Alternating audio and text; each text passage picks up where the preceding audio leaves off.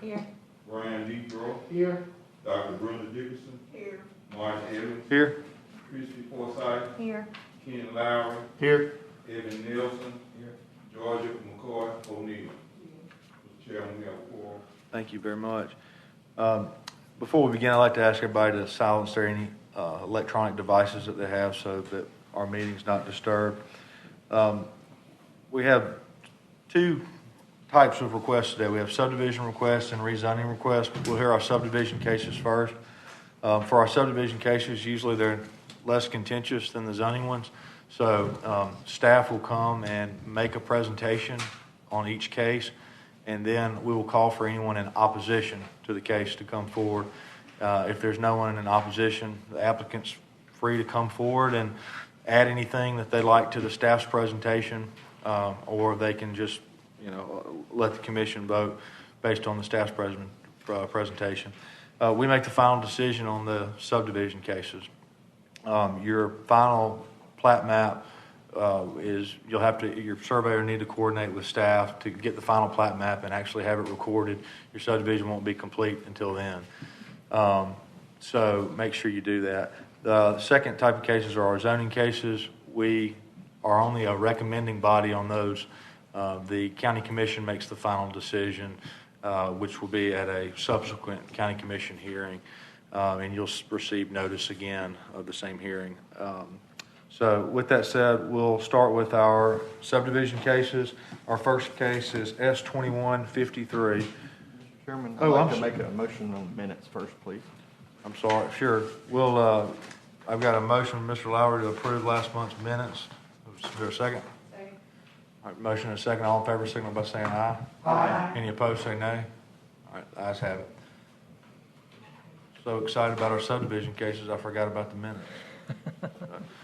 All right.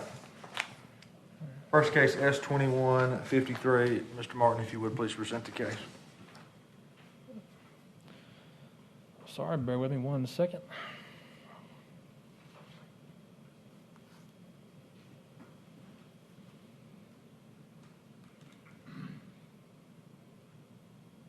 These touch screens are sometimes more hassle than they're worth.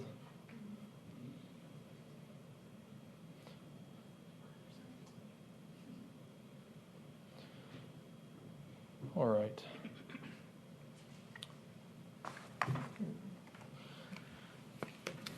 Mr. Chairman, this is a proposed subdivision to split one acreage tract into 2 lots of record for residential use. There's existing buildings, structures out here. This is a piece of family property that's now being split. Staff has reviewed this, and it complies with zoning. There's no traffic operation issues. No right-of-way dedication is necessary. There's no floodplain present on this property. The Department of Health will have to sign this plat as there is no public sewer available. Other than that, the staff recommendation for this subdivision is approval. Thank you, Mr. Martin. We'll now open the public hearing and ask if there's anyone here in opposition to this case. All right, seeing none, is the applicant here? Great, thank you. Are there any questions from the staff for the applicant or excuse me, any questions from the commission for the applicant or from staff? All right, seeing none, I'll call for a motion. Mr. Chairman, I move that we approve S21-053. Second. Got a motion and a second. All in favor, signal by saying aye. Aye. Any opposed, say nay. The ayes have it. Thank you. Our next subdivision case is S21-57. Mr. Martin, if you would, please present the case. Yes, Mr. Chairman, this is a resurvey to combine 2 lots and a portion of a third into 1 lot of record for residential use. This is an existing residence that was built on top of the Indian Gap Lake subdivision. You can see there was multiple lots of record, and as such, this will be bringing this lot into compliance by joining it together. Staff has reviewed this, and it complies with our zoning regulation. There's no other issues that have been foreseen. The staff recommendation for this subdivision is approval. Thank you, Mr. Martin. We'll now open the public hearing and ask if there's anyone here in opposition to this case. Seeing none, is the applicant here on this one? All right. Are there any questions from the commission for staff? I have a question, Mr. Chairman. Yes, Dr. Dixon. Maybe you covered this, and I'm sorry that I missed the meeting. What does this mean, resurvey? The purpose of this resurvey? Anytime you have an existing subdivision, so some of these will be acreage tracts that are never recorded, just described by meets and bounds and a deed. In this situation, this was part of a subdivision plat that was recorded in 1976. And this was, when the house was constructed, we were not enforcing the subdivision regulations like they should have been. So it should have been combined at that point in time. It was not. However, this person came back to get a building permit for an additional building. And as such, we show that it needed to be resurveyed to combine them together. So anytime you have a subdivision and you're adjusting the boundaries, will be referred to as a resurvey. Okay. Thank you, Mr. Chairman. Of course, Dr. Dixon. Are there any other questions from the commission? Seeing none, may I have a motion?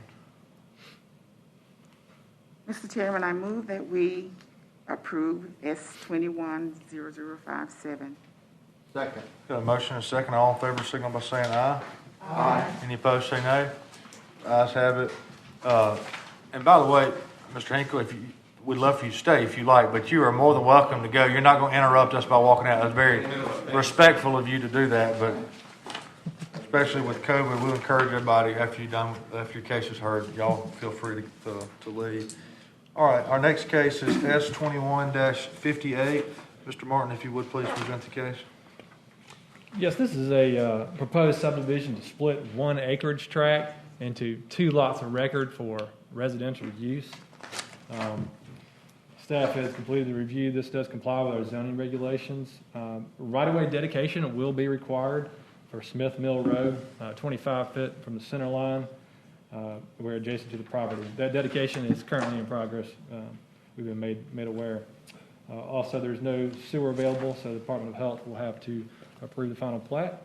Other than that, the staff recommendation for this subdivision is approval. Thank you, Mr. Martin. We'll now open the public hearing and ask for anyone in opposition to this case to come forward. Seeing none, is the applicant here? Okay, thank you. Are there any questions from the commission for the applicant? All right. Seeing none, we'll close the public hearing and call for a motion. Mr. Chairman, I move that we approve S210058. Second. Got a motion and a second. All in favor, signal by saying aye. Aye. Any opposed, say nay. Motion carries. Next case, S21-59. Mr. Martin, if you would please present the case. Yes, this is a proposed subdivision to split one acreage tract into two lots of record for residential use. Staff has completed their review. This proposed subdivision does comply with the zoning regulations. We'll note that there is a small strip of this property that was conveyed by deed. By chance, if anyone were ever come and try to draw a permit on that, it would not be allowed. But the owner has been made aware of that. It does not present any issues for them. Traffic has reviewed this, and because of the situation of the flag lot down here at the end in proximity to an existing driveway and easement, the traffic engineer has required that the access to Lot 2 have the shared access with Lot 1. It's an existing point there. And a note on the plat be added that states a shared driveway access shall serve both Lots 1 and 2. No additional direct driveway access to Lot 2 is allowed. In addition, the right-of-way division has requested the owner sign a quitclaim deed for right-of-way along Manning Road. They don't currently, the deed does not describe this property going all the way to the existing road now, but the right-of-way division has requested that quitclaim just to be certain. Other than that, there is no sewer available, so the health department will have to give final approval. The staff recommendation for this subdivision is approval. Thank you. Is there anyone here in opposition to this case? Okay.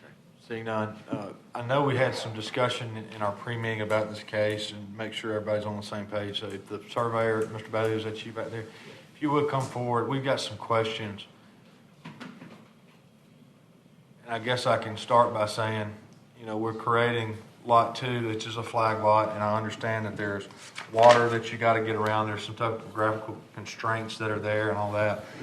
But Roads and Transportation, because of this pole for this flag lot, they want to make sure that we don't have an access point off of a pole of the flag lot, and then also off the easement. So they suggested a shared driveway. Yes. And, the note just says shared driveway on that I see up there. But on your map, do you have technical notes that state that the shared driveway is also the exclusive means for access to the property? Yes, I have a note that says verbatim what the recommendation was under the notes, that the shared driveway shall be for joint access for lots 1 and 2, and no other access for lot 2 shall be allowed. Okay, Exactly great. That fixes it then. Because I think we saw it and we said, well, does this just give rights of both property owners to use this shared driveway, or is it clear everybody that that's really, the exclusive access for the property? Sure. And then, I know that this was really at the request for Roads and Transportation, but just kind of an observation, it looks like that 30 by 30 box where this shared driveway of area will be, it doesn't look like the easement that's there is solely within the shared driveway box, and it would make sense to me that we would really want. Tell me, is that a concern at all? Because I believe what the intent here is for the driveway for lot 2 to not actually have direct access to Manning Road, but for it to basically have one drive accessing Manning Road, and then it's split. And then access for 2 going to the north and 1 going to the south, and that would give plenty of room for that. Okay, and the split after the shared drive, though, would occur well into lot 1? Or would it be? Well, in that 30 by 30, yes, sir. Well into the 30 by 30? No, inside the 30 by 30 is where it would split, and then go north, and then have an access for drive 2. They just didn't want, because of site distance and, 2 driveways too close together, they didn't want 2 driveways accessing Manning Road right next to each other. Yeah. So there'll just be 1 driveway accessing the road, and then as soon as it hits the property line, it's going to split. Okay. And, if you're pulling in with a trailer, is there enough turning radius for, I'm not talking about like a tractor trailer, but 30 feet, you come in and you Y, is that a sufficient area for if you had a, pickup truck with a double axle trailer on the back of it?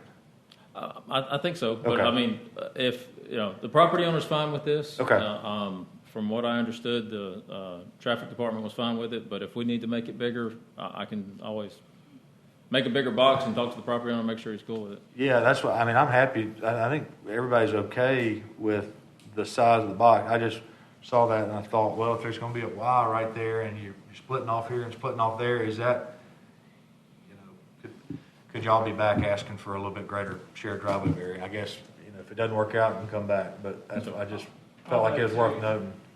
Sorry, I'll note too that the actual that is right away right there. Uh-huh. So that actual point of the road is somewhere in this area over here. Okay. It's kind of misleading because the edge of the road is not there. It's actually just the right of way. Right. Yeah. There's a good 20 feet from the edge of pavement to the property line. So there's it won't be a concern. Yes, sir. Okay. Great. Thank you. I appreciate it. Okay. Are there any other questions from the commission? Mr. Chair, thank you for asking that question, because that's the note that I made to myself, if this is a problem. Oh, great. That's clarified for me. Great. Okay. Are there any other questions from the commission? Seeing none, may I have a motion? Mr. Chairman, I move that we accept S21-0059. Okay. Got a motion properly seconded. All in favor, signal by saying aye. Aye. Any opposed, say nay. The ayes have it. Thank you, Mr. Beth. Thank you all very much. All right, our next case is S21-60. Mr. Martin, if you would please present the case. Yes, this is a proposed subdivision to properly convey 1 acreage tract into 1 lot of record. This property was conveyed by deed a number of years ago, and thus it was making it an illegal subdivision. This subdivision is to bring it into compliance, so it is one lot. Staff has completed a review of this. It does comply with the zoning regulation. However, a note was made if the property is to be used as a residence or for agricultural use, it will need to be rezoned. It's currently zoned I3 industrial. So just wanted to state that. No anticipated road access or traffic operation issues. No right-of-way dedication was required. There is no sewer available, so the Department of Health will approve this final plat. Other than that, the staff recommendation is approval. All right, thank you, Mr. Martin. We'll now open the public hearing. Is there anyone here in opposition to this case? Are the applicants here? Okay, great. Are there any questions from the commission for the applicant? All right, any discussion? Seeing none, we'll have a motion. Mr. Chairman, I move that we approve S-2160. Second. Motion and a second. All in favor, signal by saying aye. Aye. Any opposed, say nay. The ayes have it. All right, our next subdivision case is S-21-61. Mr. Martin, please present the case. Yes, this is a proposed subdivision. It's a proposed resurvey to combine 14 lots of record into 2 lots of record for both residential and institutional use. This block here in Forestdale is partially made of 5 lots from a recorded plat from 1957 and another one from 1946. And this existing church building was constructed prior to enforcement of the subdivision regulations. Thus, these were not resurveyed at the time, nor was there any zoning at the time when this church was created. The church is seeking to sell off a residence that was a part of their structures here in the church building, and thus they are coming forward to split it into 2 lots. The smaller lot being the one that the residence is built on. It does have split zoning, R1 and R6, and as mentioned before, this construction was done prior to the zoning. So while it does comply with the zoning regulations, Lot 1 should be rezoned to Institutional 1, as it contains a church building. The church is here. Let me go to our aerial. This will help. So the church owns the entire property here. As you can see, this is the actual sanctuary and church buildings. Okay, that's what I made on my notes. I There you made go. that the church. There you go. I just wanted to make sure I did it right. And you can see from the zoning map here how it's actually currently zoned. It was following the existing subdivision lines that were there before. So this is R1 and this is R6 on both residential. So no right-of-way dedication is required. There's no floodplain on this. Sanitary sewer is available, so environmental services will have to give final approval on the plat. Other than this, the staff recommendation for this resurvey is approval. All right, thank you, Mr. Martin. We'll now open the public hearing. Is there anyone here in opposition to this case? Seeing none, is the applicant here? Yes. Thank you. Are there any questions from the commission for the surveyor? All right. Seeing none, may I have a motion? Mr. Chairman, I move that we approve S-2161. Second. Got a motion and a second. All in favor, signal by saying aye. Aye. Any opposed, say nay. The ayes have it. Thank you, Mr. Gilbert. All right, next case, S-21-62. Mr. Martin, if you would, please present the case. This is a proposed subdivision to split an acreage tract along the Black Warrior River into 3 lots of record for agriculture and residential use. Staff has I'll note two of these lots, 2 and 3, have been labeled not for development, and they're intended for the adjoining landowners.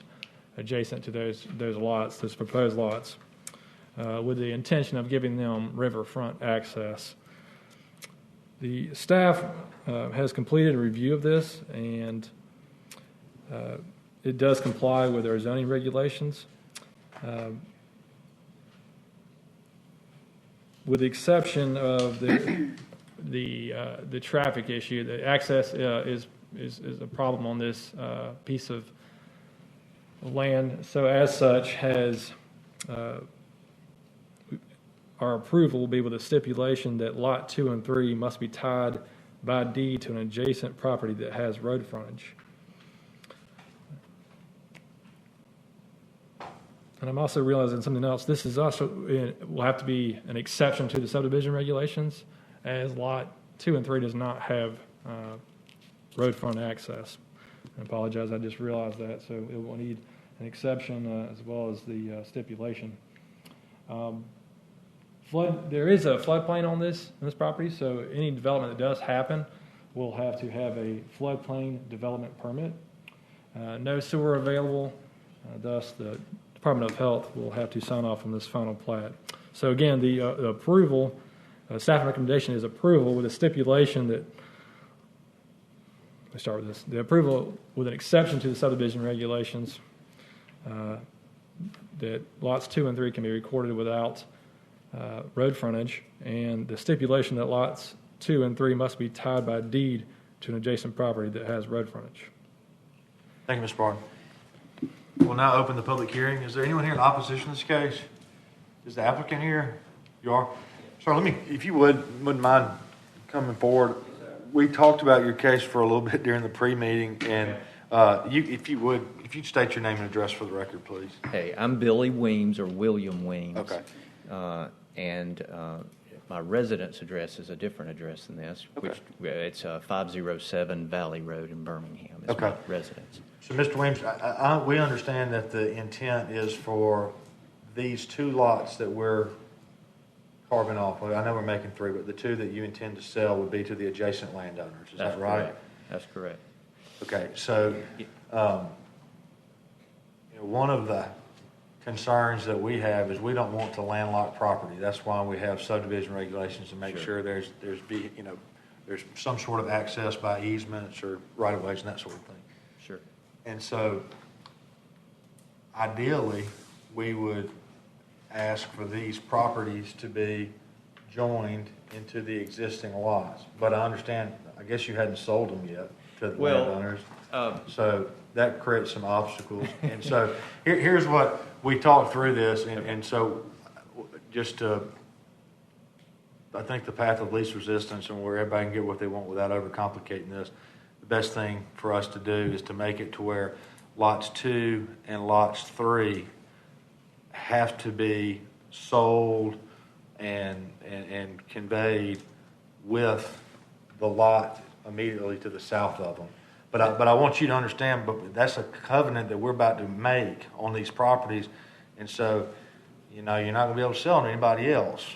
Yes, sir. Okay. If I may. Yeah. That is the intent. Okay. So there's a Sheriff Perry Road comes on around. So Chad and Ian, who just moved in here, have road frontage. I mean, Chad and Kathleen, who just moved in here, have road frontage. And Ian and Misty, who live here, have road frontage. Okay. Here. But, and they want to join, the intent of us all 3 is that those pieces, that become joined to their residence with road frontage, and that become joined to their residence with road frontage. Okay, great. That's great. I just want you to know that I think the best thing for the development services and for the best thing to button all this up would be to go through a procedure where they combine these 2 newly created lots with their existing lots, so there's one full lot. But that's going to create a whole bunch of other issues, including they're now going to have floodway on their lot where their house is. That could throw off their insurance. There's a lot of issues and stuff. But I think the path of least resistance for y'all, rather than having to get them to survey in and then sign the map and you technically own part of a lot, there would be a lot of logistical issues, but I'm just letting you know that we can go along with this, but there's a practical concern that if you don't sell the lots to these people who have the property down below this, you're gonna have to come back, and we're gonna have to figure out some other design or plan, because you're not gonna be able to sell these 2 lots that we're creating to anybody else, because we're gonna covenant where it's tied to their lots only. You understand? I do understand. Okay, good. They're eager for me to get this part done where they can have those. I figured they would be, and I'm glad to hear that, because hopefully there won't ever be a concern. It's just me, just trying to overcomplicate things. We So, don't want to landlock them, I understand. yeah, okay. Thank you, Mr. Williams. I appreciate Thank it. you. Are there any other questions from the commission? Seeing none, we'll close the public hearing. I'll call for a motion. Mr. Chairman, make a motion to approve S 210062 with a stipulation that Lot 2 and 3 must be tied by deed to an adjacent property that has road frontage, and also an exception to the subdivision regulations for lots 2 and 3 not having road frontage.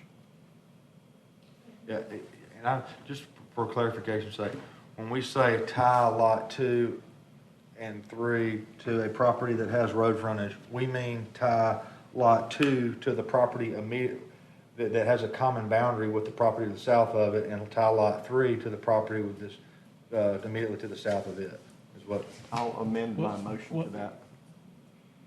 The reason we left it as to an adjacent property that has road frontage was in case for some reason it was ever owned by the person that's in this parcel or another one that has road frontage. Would really want to be that one, but as an option. Okay, then I'm fine with the motion. That's understand. I mean, that's certainly a valid reason. All right, so initial motion stands. All right, the initial motion's been made and properly seconded. All in favor, signal by saying aye. Aye. Any opposed, say nay. The ayes have it. Thank you, Mr. Williams. Sorry to overcomplicate things. All right, our final item is our only rezoning case. It's Z 21-16. And Mr. Brown, if you would please present the case for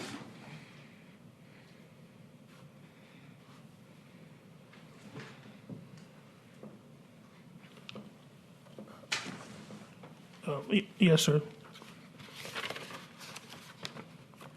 This is KZ 2116, as you mentioned, which is a zoning amendment from A1 and I1 agricultural light industrial,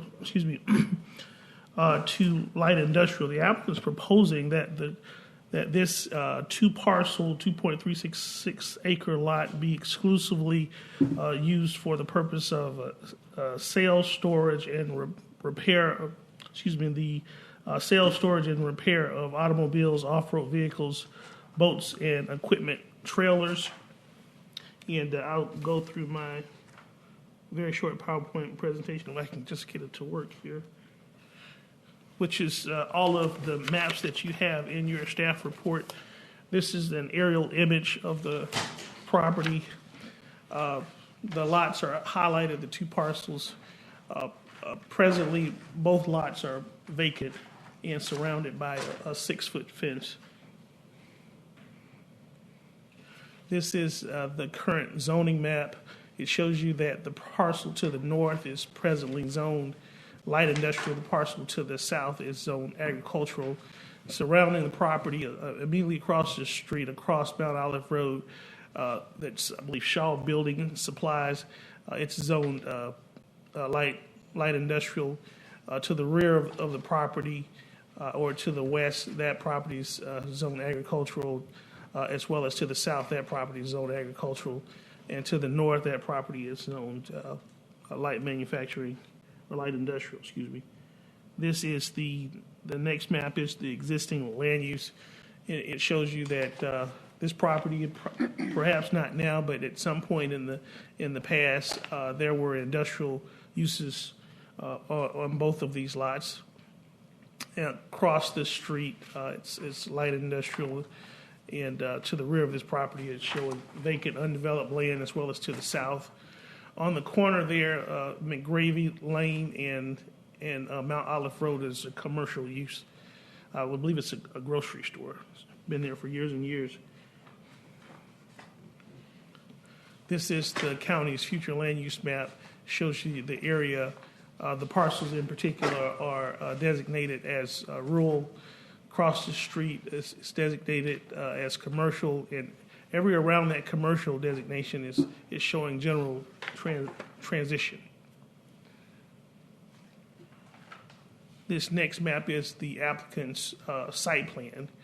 And so the lot to the north would be used for, would be where the prefab building would be located, and it's showing where the office would be located, showroom for ATVs and repair bays. That semicircle you see is the driveway. So you have ingress and egress off of Mount Olive Road and only off of Mount Olive Road. The lot to the south would be a gravel lot for parking of equipment trailers. This is, which I mentioned earlier in pre-meeting, the language in the long-range land use plan about villages, rural villages. Can barely see this, but I would like to read to you, and I hate reading to adults. This is specific language about rural villages in the rural area. And it says, throughout the rural areas of Jefferson County, there are small concentrated settlements and villages that in many cases date back more than a century. Typically, these consist of smaller residential lots with small-scale, locally oriented commercial and or industrial land uses. Future development in these designated villages will be permitted to continue in a similar manner. Zoning decisions will be made on a case-by-case basis based upon traffic and land use impacts on existing properties. I thought that was pertinent to the discussion. And so I'm getting here to my last slide, which is staff's recommendation. And we're, of course, recommending approval with 3 conditions. That's the first condition is that the 6-foot fence would remain along with the required 15-foot buffer along the south property line. Condition number 2, any and all lighting on the property shall be shielded and directed downward. And lastly, condition number 3 says the use of the property shall be limited, property shall be restricted to sales and service of non-commercial vehicles, contractors' offices and yards, wholesaling, warehousing, lumber storage yards, and businesses that are incidental thereto, including building material yards and professional and office buildings. That's the end of my presentation. Do you have any questions for me? Thank you, Mr. Brown. Good job. Thank you for the thoroughness and references to the land use plan, too. Any questions from the commission? Or, yeah, and I should do this. We'll open the public hearing. And Dr. Dickerson, let me just make sure. It doesn't look like there's anybody here for the applicant or anybody. That's correct. The applicant is ill. Oh. Well, that's about as good a reason as any to not be here. Okay, sorry about that. Dr. Dickerson, go ahead. Mr. Chair, I just have a question in the presentation. There's a note about insufficient information provided regarding exact parking requirements. Regarding the parking and landscaping, those are typically just staff comments that we generate just in response to what the site plan is showing. In this instance, I created the site plan to get us through the workflow and to have something to review. And in fact, that's how I learned that the applicant was ill, because I touched base about getting their site plan that they had been trying to work on, and they hadn't been able to work on it because they've been ill. And so, again, that's just a comment from staff, because they couldn't make the exact determination about parking, about what sort of landscaping requirements would be required, based on the information that was provided. Of course, all that gets reviewed when they go through the next phase of construction, and of course, all applicable regulations will apply at that point. And of course, nothing will be approved unless it didn't meet those qualifications. Right. There's no residents in the line of sight of this lot. No one can see this lot there. It's just more or less businesses. Not contiguous. I don't know what Mrs. Jones would be complaining about. There's this auto parts place in front of my house.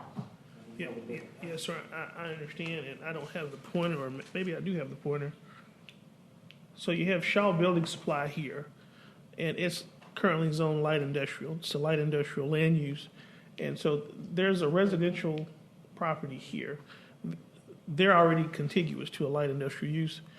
And so they'd be looking at the 6-foot wooden fence that we talked about directly across the street. Their line of sight is a commercial vacant building here directly across the street. So, but this would be the closest residential use here. I guess my last question would be, this is not going to turn into an RV junkyard, where this old RV, that they're working, repairing, and selling. It's not going to be a junkyard. That requires a different zone classification. Outdoor storage. Well, in order to, there's a definition for what defines a junk on the property. And like I said, if they meet that definition, they would actually need a separate zoning classification.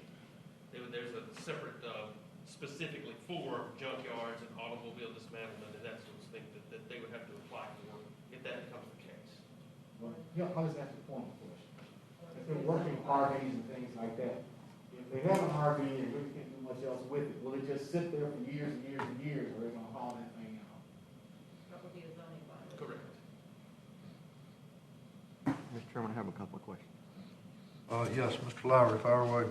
All right, so first a statement I wish the applicant was here for me to ask the question to, but Mr. Brown, you'll have to do for today in the pinch. Okay.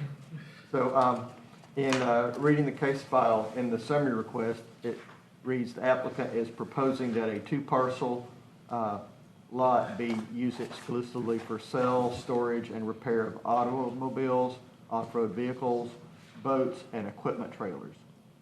And then I look at the staff recommendation for conditions, and it has a little bit different description. It has restricted to sales and service of non-commercial vehicles, which could include automobiles, off-road vehicles, boats, but equipment trailers are probably commercial.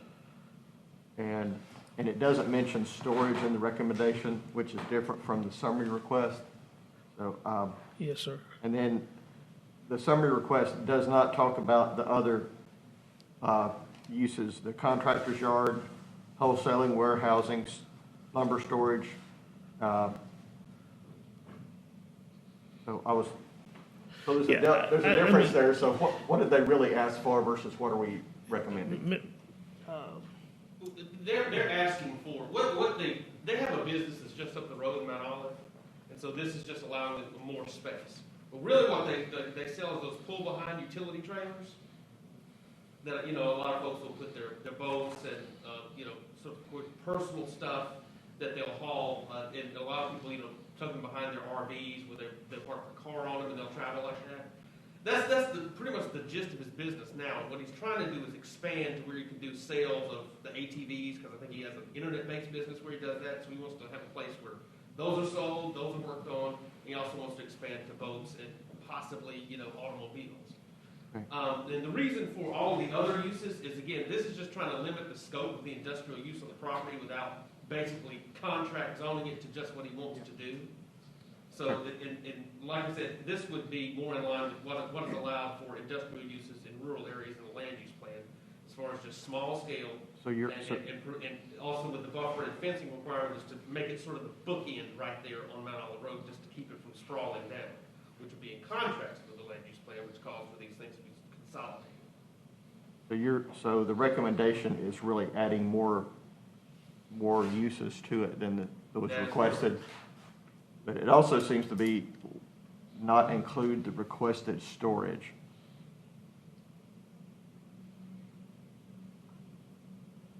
Well, he's got sales and service of non-commercial vehicles.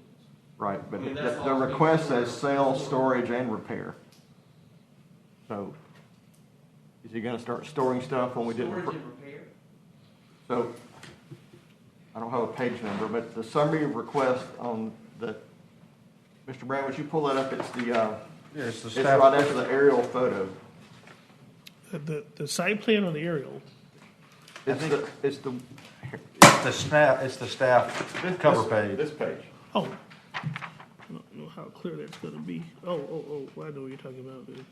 I'm just trying to understand, I mean, we're like, the summary says storage and the recommendation doesn't include storage. I'm sorry, what says storage? It's on the summary. Yeah. The no, first you're- page of the case in the book. Michael. You're right, storage should be added, the word storage. We have lumber storage yards and businesses, but the storage of vehicles should also be added. Should be sales, service, and storage of non-commercial vehicles. Oh, okay. So, okay, yes, we should add it. It should, Is that the consensus, or okay, Yes, we sir. don't want to add it? it should be added. Okay. So is outside storage in the industrial across the street allowed as well? I want to allow for outside storage. It opens up, I mean, we're opening up for a lot of stuff, and outdoor storage opens up a lot of stuff too. Well, again, that's the crux of I-1 zone. I mean, that's what differentiates a lot of the commercial uses Yes. from industrial uses. Automobile repair, any sort of outside storage that's done in conjunction with that has to be zoned I-1. And again, the C1, which is like the step down, does not allow for outside storage at all. And so that's part of the reason why they even requested the I-1, and that's just because historically Jefferson County has always required I-1 zoning for outside storage of boats and RVs and that sort of stuff.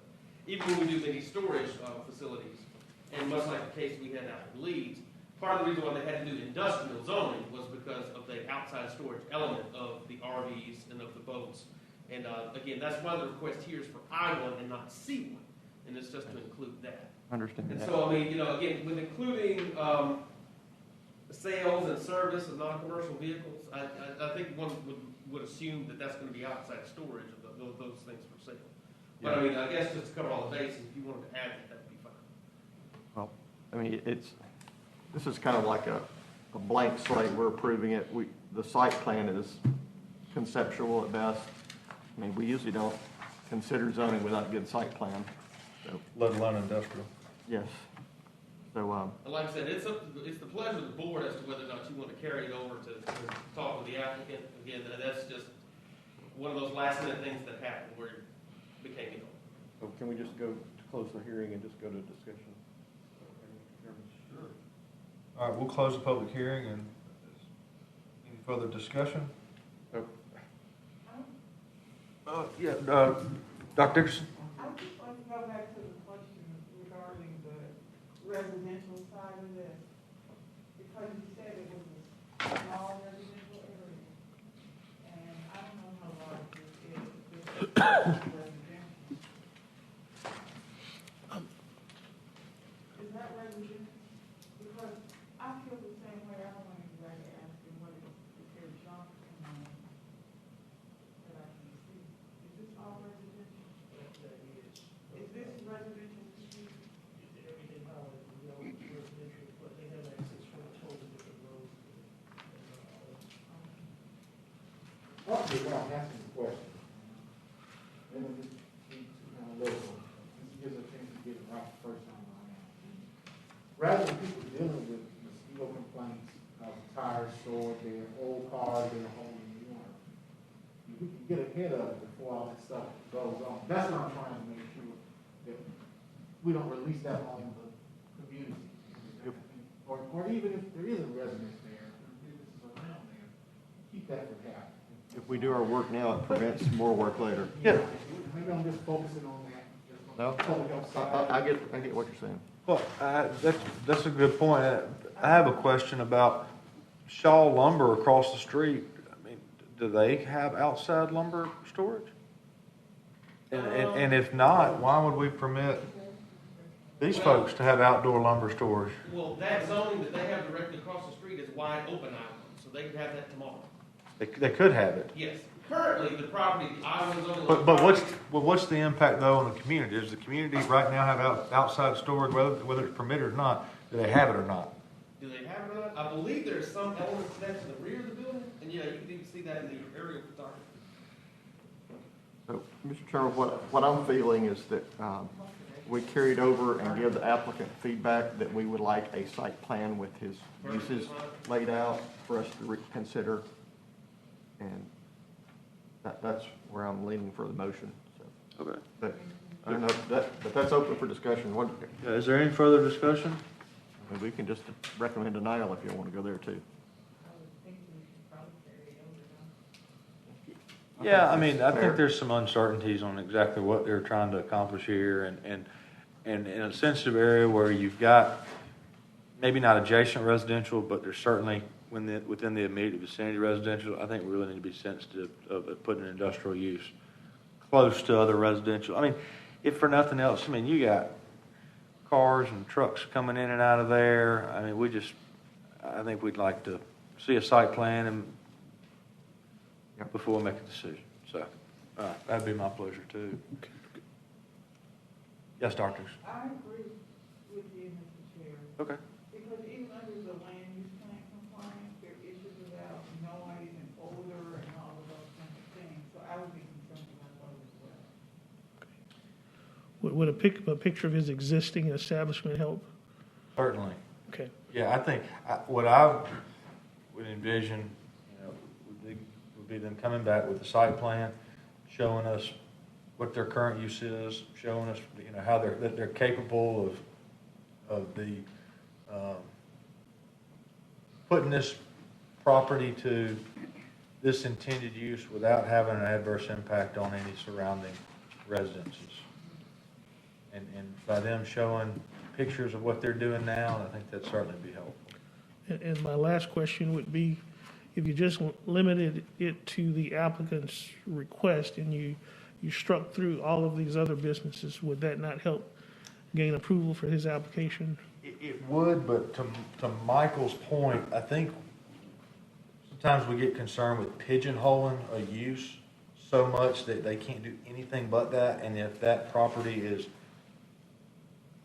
if that use discontinues, and it's not even really marketable because it was just so specific, and we've gotten into issues before when, landowners say, well, you've zoned this property to where there's no other economically viable use, and that really brushes up against some constitutional takings issues that we are really careful to avoid. So, yeah, I mean, it's a balance where we want to make sure we know exactly what we're getting, but we don't want to be so specific that we, get close to taking away constitutional property rights. And my last comment is that the previous industrial zoning district allowed outside lumber storage. And so rezoning this, the A1 and I1 to I1, you're eliminating outside storage. Well, you actually permitting it again. Yeah, to your point, that right now they could go and use one of these properties and do outdoor storage, and there's nothing we can do about it. And that's a good point. And that would be a point that I'm sure the applicant would want to make if we try to restrict that. But without having a site plan, if they show us a site plan that says, hey, we're going to have our lumber storage yard on this north side, I think that's going to be tough for us to deny based on the fact that they could currently do it. But if they bring a site plan forward that shows, outdoor storage covering the entire property, including that currently agricultural zone property, and it's a different ballgame. Okay. So I think we need to understand more of what's going on, so a better plan and the applicant right there to talk to. So I'm open to make a motion, Mr. Chairman. all right. Is there any further discussion before we entertain motions? Seeing none, may I have a motion? Mr. Chairman, I make a motion that we carry zoning case Z210016 over 1 month to allow the applicant to provide a more detailed site plan for our consideration. Second. Got a motion and a second. All in favor, signal by saying aye. Aye. Any opposed, say nay. The ayes have it. All right. That concludes our meeting. We're adjourned. Y'all remember when, we used to not have staff reports for people who, I know a lot of people have been here long enough, but when we didn't have staff reports, God, I don't know how we got by without them. Because people, like applicant would come up and, some people would think they need to talk for 30 minutes about their one lot resurvey subdivision case. This is just so much more efficient and streamlined with the staff reports. Thank y'all for putting all that together. I know it's a heck of a lot of work. Y'all probably don't remember this or know this, but we used to go out on case tours the Monday before the meeting. Yeah. We'd come down here and get in the van. Mike used to bring the VCR in there. So did. He would get a VHS tape out and roll the big TV. Okay. This winter? Okay. Thank you very much.